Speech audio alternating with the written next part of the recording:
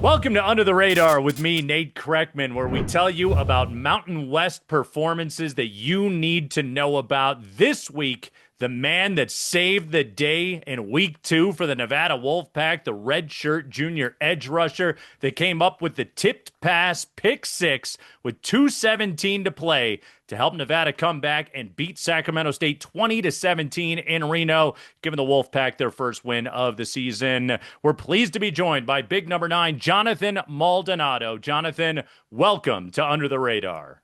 Thank you for having me. Take us through the play. Sac State is a first down away from being able to kneel out the clock and pull the upset. 2nd and 7. You actually drop into coverage. Take us through what you saw and take us through the play.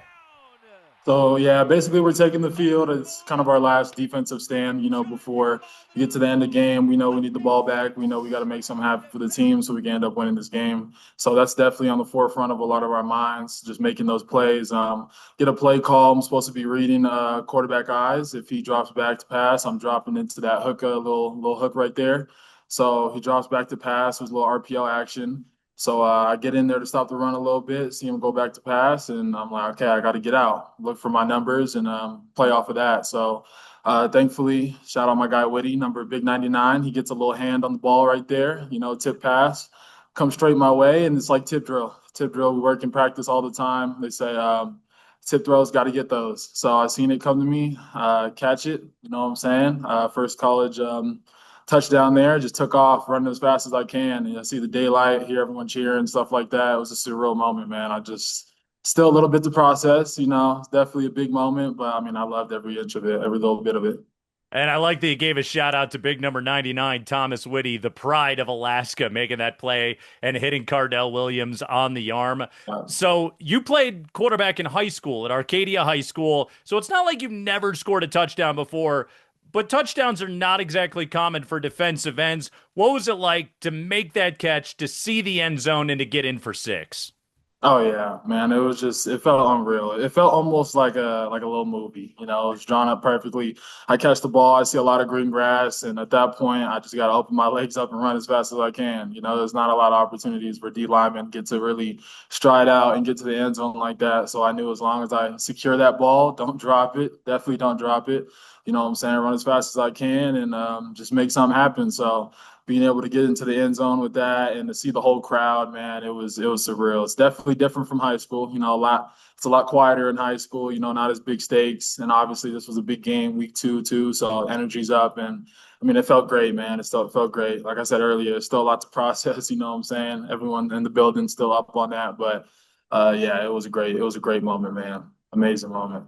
Big time moment, big time win that the Wolfpack really needed. So, Jonathan, I want to talk to you about Jeff Choate a little bit. Let me tell you something that I saw with Coach Choate. So it's Mountain West Media Day in July. It's 7 a.m. I'm on the treadmill in the gym, and I look to my right, and Jeff Choate's over there doing pull-ups. Okay, so I got my headphones on. I go back to watching SportsCenter or whatever. I look over there a couple of minutes later, and Coach Choate is still doing pull-ups. Like, he looks like he can still play linebacker. What is it like to play for Jeff Choate's defense? Because that guy, he brings the energy, and I feel like he can bring the physicality still. Yeah, he definitely can. And that little story you told me, I mean, I believe that 100%. Crazy thing is, I just got out of lift right now. He's in there with us. He's lifting, he's benching, he's, talking his mess, saying, hey, I could bench more than you. I could do more than you. He's that type of guy. And he's always been like that since I got here. He's always going to be, interactive with the players. I mean, if I mess up too bad, he might line up in my position and take a rep or two, you know what I'm saying? So that's just been that guy. And especially since he's defensive minded, he's definitely harping on us a lot. And he's very smart too. So, and then that mentality he takes, I mean, dude, it's in everything. It's in everything. He's had a couple surgeries this last year, and he's still pushing. I see him in the training room. I see him in the weight room. I see him on the field. It's ridiculous, man. Especially for a guy's age, it's ridiculous. But I mean, what it does to us players, it really just makes us go, man. It really does help us a lot. So I mean, he's a dog, man. He's a dog without even being on the field, man. It's crazy. So the team just riles around that almost every time. Well, Jonathan Maldonado, you played like a dog last week. 1.5 tackles for loss, game-winning pick six, and now Nevada plays Middle Tennessee this week in Reno. Jonathan Maldonado, thank you for being this week's guest on Under the Radar. Yes, sir. Thank you for having me.